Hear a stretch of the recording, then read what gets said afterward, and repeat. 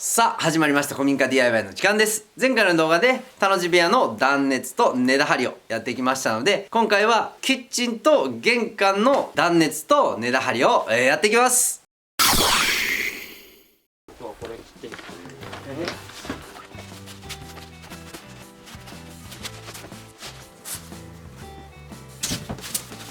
よっと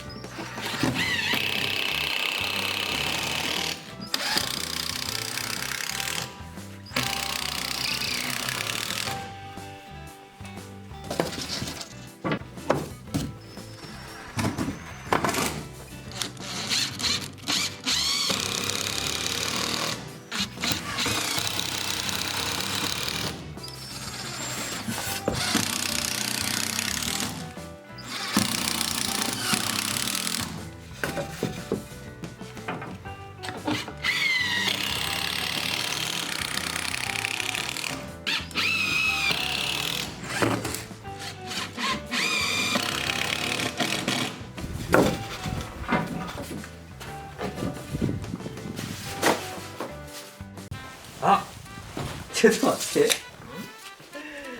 やばい。鬼のように間違えた。そうか。こっちそうで。やば。やばいよ。こちらの部屋とこちらの部屋のフローリングを変えようと思ってます。で、こっちはね、ピンクのこっち側の面は 30mm のフローリングが入るので、この根太をねちょっと 15mm 下げようと思ってこの 30mm の根太を敷いていってます。で 30mm の根太なんで2本使いでいくんですけど、強度がねあんまり出ないので、ただちょっと計算間違いして思いっきりこの断熱材 30mm 不足みたいなすんたらずをやっちゃったんで、今このね 30mm のやつを詰めていってます。こんな感じでもうこれ切っちゃってるんで、このすんたらずパーツを 30mm で作っていってますね。これいや今日はねおかげでなかなか進まないですね。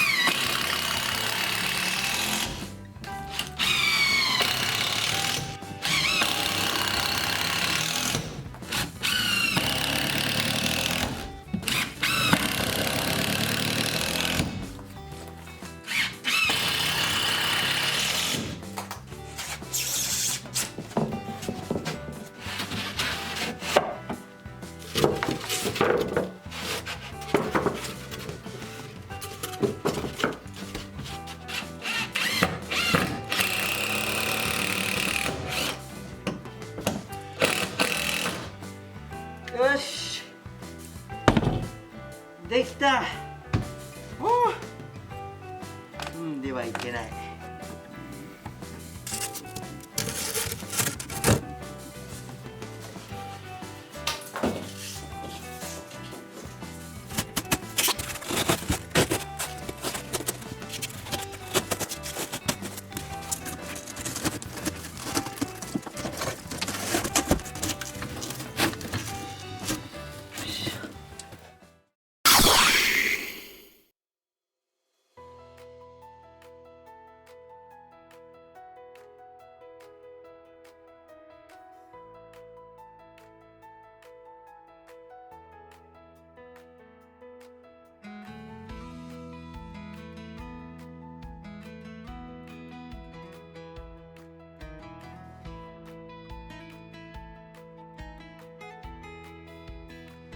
最後までご視聴ありがとうございます。